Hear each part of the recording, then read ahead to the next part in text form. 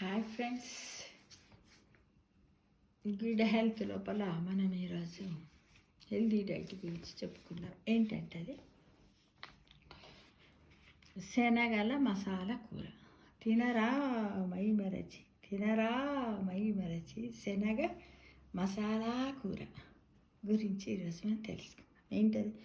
చనా అంటే ఇవ్వబడినదని. శ్రావణ మాసంలో ముత్తైదువలు ఇస్తినమ్మా వాయనము పుచ్చుకుంటినమ్మా వాయనం అంటూ శనగలు పండ్లు భక్ష్యాలు ఒక పళ్ళెములో పెట్టి ఇచ్చి పుచ్చుకోవడం మన సాంప్రదాయం.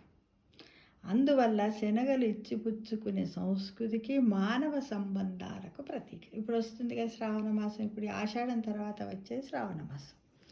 తెలుగు నేలపై శనగలను వేల సంవత్సరాలుగా పండిస్తున్నప్పటికీ ప్రధాన ఆహార ధాన్యముగా వాటికి పెద్దగా ప్రాధాన్యం లభించలేదు. ఆయుర్వేద గ్రంథాలు శనగాకులు, పచ్చి శనగలు, ఎండి శనగల ఔషధ గుణాలను ప్రశంసించిన మన పూర్వులు శనగపప్పు, శనగపిండిని విస్తృతంగా ఉపయోగించిన దాఖలాలు తక్కువ. చాలామంది అంటారు శనగలు తింటే వాతము, శనగపిండి తింటే గ్యాస్ అని ఇప్పటికి కూడా అంటూ ఉంటారు మిత్రమా. అంటూ ఉంటారు, ఎన్ని చెబుతుంటారు కూడా. స్వాతంత్ర్యోద్యమ కాలంలో బెంగాల్తో ఏర్పడిన సాంస్కృతిక పరిచయాల వల్ల శనగపిండి, పుట్నాల పప్పు తెలుగు వంటింట్లో ప్రముఖ స్థానాన్ని సంపాదించాడు. అప్పటిదాకా మన వాళ్ళు పక్కనే పెట్టేశారన్నమాట. అయితే ఇక దేశవాళీ శనగలు పోషక విలువల్లో ముందుంటాయి. వీటిలో మాంసకృతులు, పీచు పదార్థము, ఇనుము, పోలేట్ సమృద్ధిగా ఉంటాయి. రక్తంలో చక్కెర స్థాయిని అదుపులో ఉంచడంలో, రక్తహీనతను తగ్గించడంలో, గుండె ఆరోగ్యాన్ని కాపాడడంలో దోహదపడతాయి. అయితే జీర్ణశక్తి బలహీనంగా ఉన్నవారికి శనగలు వాతమట, కడుపుబ్బరం, మలబద్ధకం కలిగించవచ్చు. అందుకేనేమో అందరూ అప్పుడు తినొద్దు వాతమని, గ్యాస్ట్రిక్ అని అనేవాళ్ళేమో. అందుకే వాటిని బాగా నానబెట్టి ఉడికించి అల్లము, జీలకర్ర, ఇంగువ వంటి దీపనము ద్రవ్యాలతో వండటం మంచిది.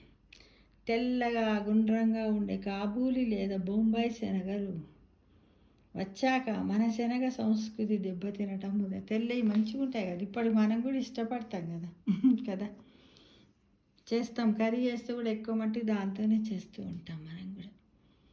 వీటిలో రుచి, పీచు పదార్థము, ఆరోగ్య విలువలు తక్కువనట దాంట్లో.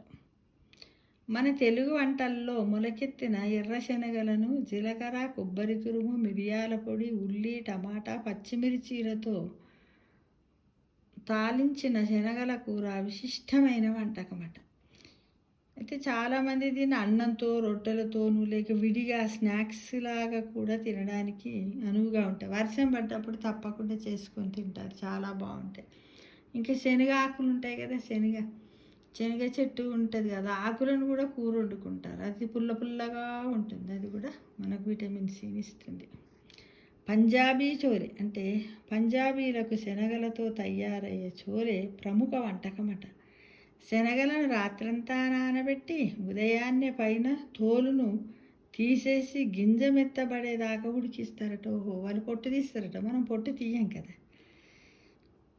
తర్వాత నూనెలో జీలకర్ర, ఉల్లిపాయలు, అల్లము, వెల్లుల్లి ముద్ద, టమాటా, పచ్చిమిర్చి వేగించి ధనియాల పొడి, జీలకర్ర పొడి, గరం మసాలా వగైరా కలిపి ఉడికిన శనగలను కూడా వేసి మగ్గనిస్తారట. లాస్ట్కి ఇవన్నీ తీసి పొట్టును తీసేస్తారట. మనం పొట్టుతోనే వండుతాం కాబూలి శనగలు కదా.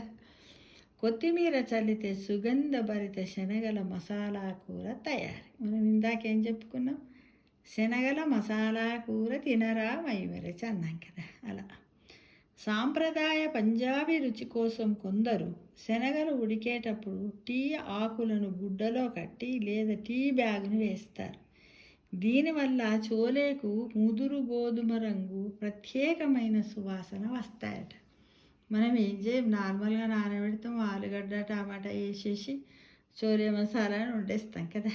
అలా చోలేకు ప్రాణసఖి బటూరా అంటే పులిసిన మైదా రొట్టె.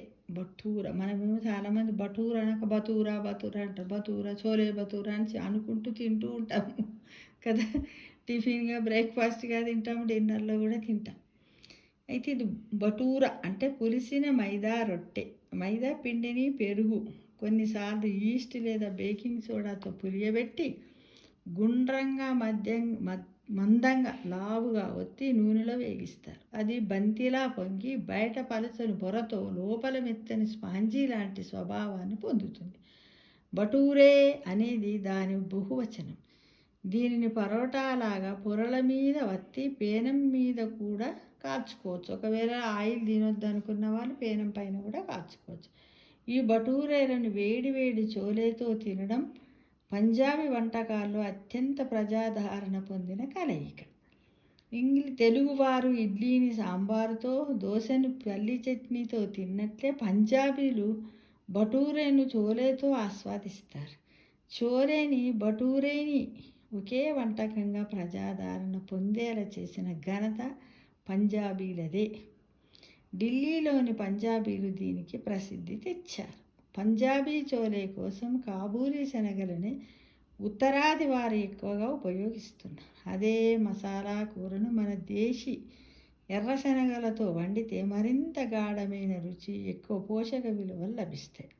చోలే మసాలా కూరకు మన దేశీ శనగలే మేలన్నది చెప్పదగిన సూచన అని మన వాళ్ళు అంటున్నారు. కానీ మనం మాత్రం చోలే కర్రీ చేసినామంటే ఆ శనగలనే ఉపయోగిస్తున్నాము. అవునంటారా కాదంటారా? అవును కదా. చాలా బాగుంటుంది బటూరే. చేసుకొని తింటే బాగుంటుంది బ్రేక్ఫాస్ట్లో కానీ ఇది కానీ. ఒకవేళ ఆయిల్ ఎక్కువ అనుకుంటే లావుగా చేసి పేనం పైన కూడా కొంచెం ఆయిల్, నెయ్యి, బట్టర్ వేసి కాల్చుకొని తింటే కూడా బాగుంటుంది. ఒకసారి ట్రై చేద్దాం. ఆయిల్లోనే చేశాను నేను, అలా ఎప్పుడు ట్రై చేయాలి. ఒకసారి చేసి తినచూద్దాం.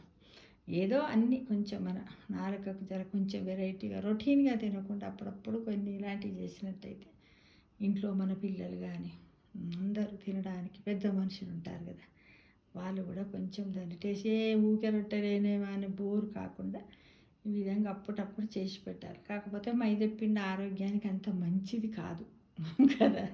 అందుకే మనం ఇలా కూడా చేసుకోవచ్చు. ఏంటి, మన గోధుమలు మరపట్టించిన పిండిలో కొంచెము బొంబాయి రవ్వ, కొంచెం ఇది కలిపైనా కూడా చేసుకోవడానికి ట్రై చేద్దాం.